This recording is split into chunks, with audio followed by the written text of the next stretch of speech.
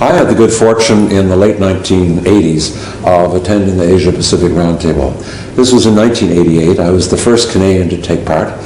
Then the meetings occurred in the intimate confines of the little conference room on the upper floor of ISIS headquarters, a grand old colonial building here in Kuala Lumpur. Since then, of course, it's gone on from success to success, and the meetings have become larger and larger and more encompassing.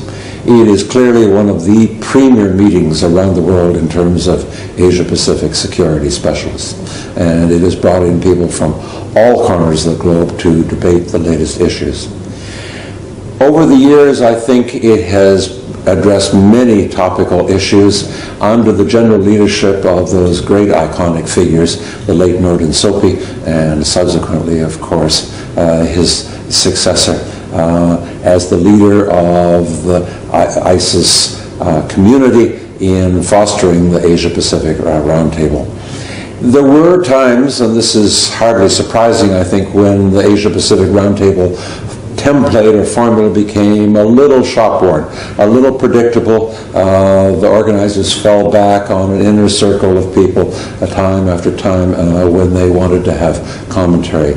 What is reassuring, however, over the years is that there's been more and more young blood that's come into the attendance of the conferences, and I think this is vitally important. There is, of course, at the heart of the matter, a profound dissonance between the regional narrative and the reality, in the sense that many will talk about the cohesion and indeed the community of ASEAN. But in practice, when we come, for example, to look at events in the South China Sea, ASEAN is not one for all and all for one, but it is in fact a deeply fractured organization. So perhaps this is the price one pays. One should simply realize that, in fact, with an assemblage of large and small states, one cannot expect more. But it struck me personally as unfortunate that we could not move on to a more resolute regional stance, using organizations like the Asia-Pacific Roundtable to talk about more practical approaches to achieving regional cohesion and true community status. It's a problem in Southeast Asia in the sense that all of the organizations are consensus-driven, and this tends to result in what's called the convoy effect, that you only move as fast as the slowest ship.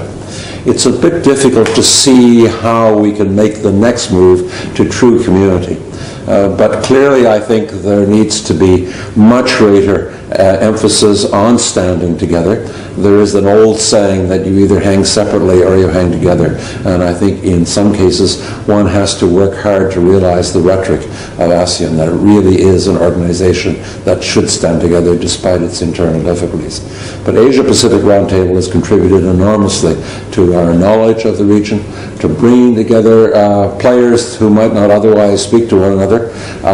It's been a bit circumlocutory in the sense that politeness has, in fact, in many cases, robbed the debate of some of the cutting edge.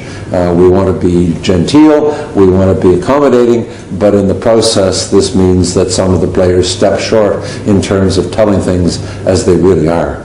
And at a time of dramatic flux and uncertainty in regional and indeed global affairs, there's certainly something to be said for perhaps completely off the record closed-door sessions of small groups to go on, even in a Track 2 context, with addressing difficult and vexatious regional issues in a perfectly candid and hard-nosed way.